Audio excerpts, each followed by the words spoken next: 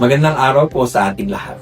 Ako po si Doc Kelvin Gabot ng Pediatric Infectious Disease and Tropical Medicine Department ng San Lazaro Hospital. Ngayong araw, ako po ay magbibigay ng mahalagang impormasyon tungkol sa sakit na tigdas o measles.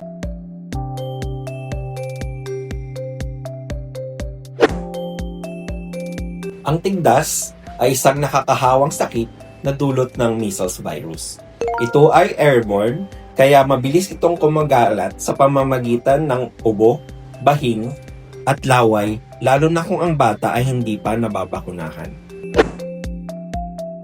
Karaniwang nagsisimula ang tigdas sa mataas na lagnat, ubo at sipon at pamumula ng mga mata. Pagkaraan ng ilang araw, lilitaw ang mapulang pantal na nagsisimula sa mukha at kumakalat sa buong katawan.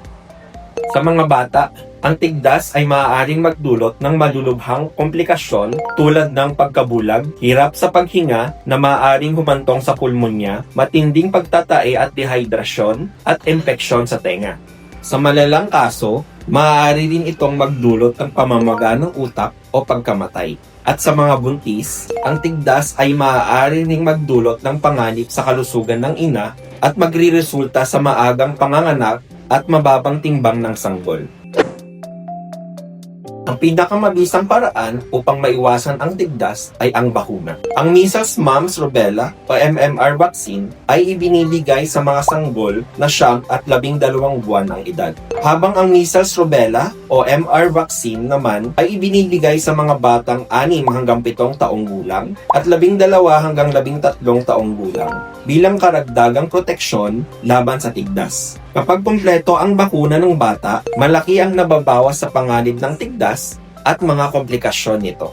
Kung ang inyong anak ay may lagnat at pantal na may kasamang ubo, sipon o pamumula ng mata, agad pong magpakonsulta sa doktor.